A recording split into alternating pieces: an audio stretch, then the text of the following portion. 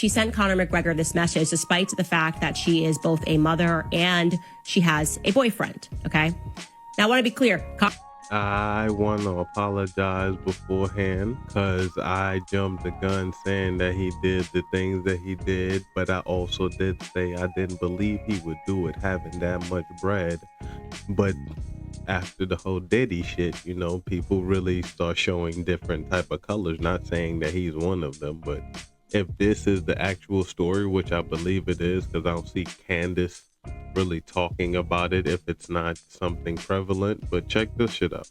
Conor continued to party all night. There is no doubt that he was on a bender. How do we know he was on a bender? Because when you look at the timeline of this, they're texting all throughout the night until 7 a.m. 7 a.m. Conor McGregor testified that he was out until 7 a.m. when he instructs his security to book him a penthouse room at the Beacon Hotel. Okay.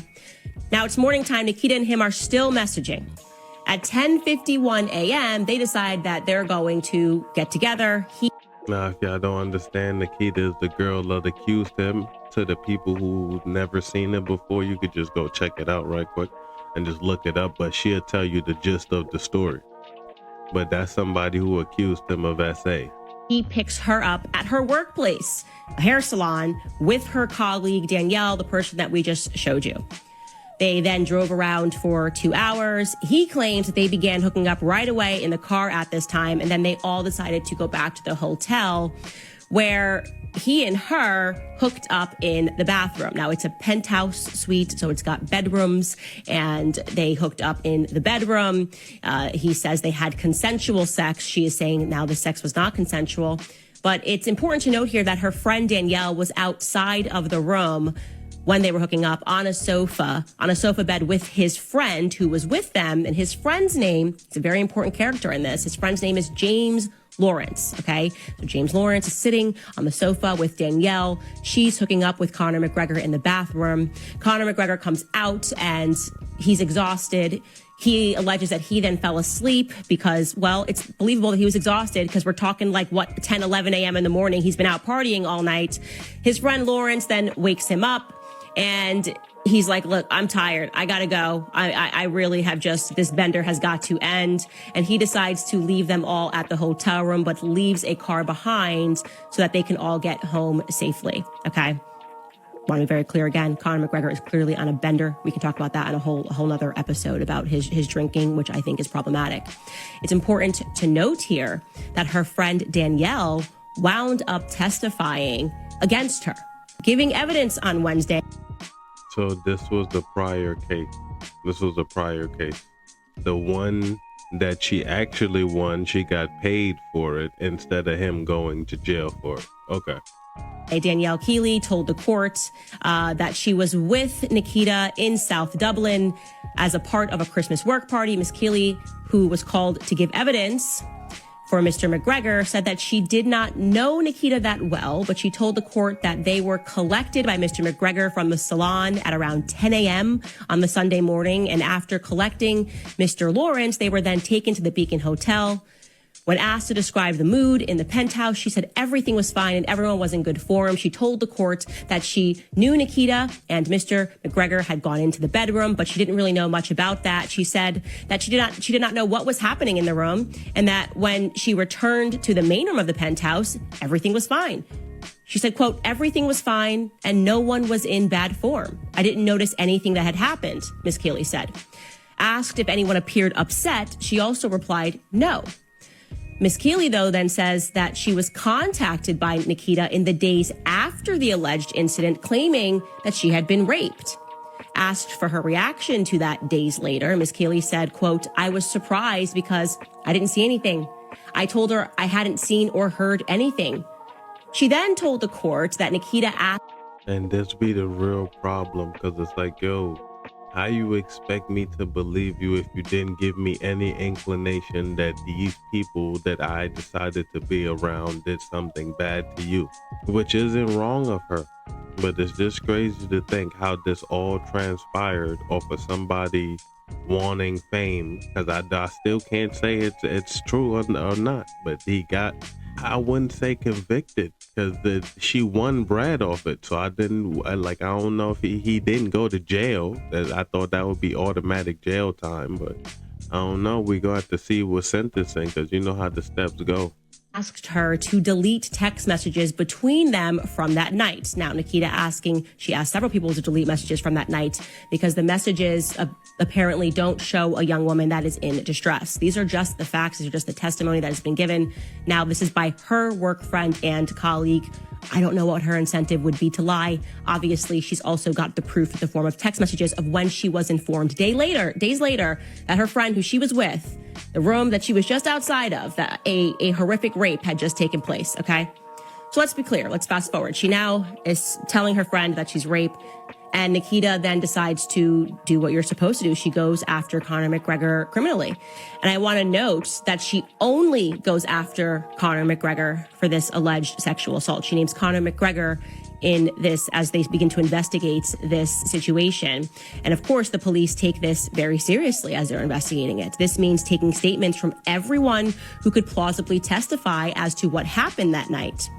Curiously enough, Conor McGregor's friend, Lawrence, who was also present, the one that was on the sofa, states that not only did Conor not rape this woman, he believes it was consensual, but also that Lawrence, also had consensual sex with Nikita that night. So the dude, so both, I could only say she was just crazy drunk. But how you can't pass that up. Like, you can't pass that. And then, oh my God. Because it's like, yo, if you were that fucked up and they didn't know that, that's their fault. But they was just as fucked up as you.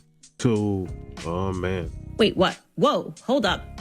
What are you saying? This would be, of course, a big deal. Her team, of course, makes a very sound argument. Lawrence is lying. He's lying. That's Conor's friend. Of course, he's lying for him. He's just saying that to protect his friend. But then, in the course of this investigation, some very interesting evidence turns up. CCTV footage from that morning, which captures her kissing and touching both Conor McGregor and his friend. Okay. The CCTV footage also revealed that after McGregor left the hotel, like he said, left them behind, she stayed at the Beacon Hotel for 4 more hours partying and drinking. And it is during that time which she apparently had sexual intercourse with Lawrence, Conor McGregor's friend. Per the BBC, quote, during almost 20 minutes of the CCTV footage, the barrister said Mr. Lawrence, and Nikita are in the basement of the hotel, and she can be seen kissing Mr. Lawrence on the cheek. The barrister said on occasion they also have their arms around each other. So Nikita says that she has no recollection of that whatsoever. Once she realizes there's footage, she says, quote, it's not me. It's not my character. You can see how vulnerable I was. I'm stumbling. I don't want to have to look at this footage again. It's very disturbing to me, she said. Mr. McGregor's lawyer said that the CCTV footage clearly contradicts the story that she told the court. She broke down. She said that she didn't agree with that assessment. She said, quote, the CCTV footage does not take away what happened to me in that room with Conor. I was brutally raped and battered. That CCTV does not take away what happened to me, end quote. Okay. But the prosecutor's office clearly felt different following the investigation. They ultimately declined to prosecute, citing 2 main reasons. The first is Nikita freely admitting to the fact that she had consumed a large amount of drugs and alcohol, and also the fact that they then discovered that there was a second person who she had sex with after she claimed to be brutally raped by the first. Now, I guess to them it seemed unlikely that a woman who had survived a brutal rape would not only stay and continue partying after her rapist had left, and you can freely go and run to the police and into the arms of people that can protect you, but also would someone who was just raped sleep with a second man. But Nikita did not give up. She then pursued Conor McGregor in civil court, and this time, so as maybe perhaps not to make the same mistake, she added Lawrence to the civil suit. She's now, I'm suing both of you because even if she did sleep with him, her argument is she had no memory of it, so that constitutes an assault as well. They argued, because it's Conor's side, that she was clearly of sound mind because she was sending lengthy text messages to her boyfriend the entire night, lying about her whereabouts. Obviously, as I mentioned before, she had a boyfriend, so she's doing all of this, but she's got real slick movement. Now, She's reading all of this off of the court dockets because, you know, this is still public information. And the civil court means he really doesn't have to go to jail for it. So she just won bread. Yeah, she won bread. So that video I did online, because I was the first to jump on it, like, yo, bro, you really did that? And he really didn't do nothing. If this was the actual story, he really didn't do nothing. And whatever the justice system over there says, they're basically saying that feelings matter more than actually taking accountability for a bad action that you want to look past. But you still want some money out of it, so more power to you.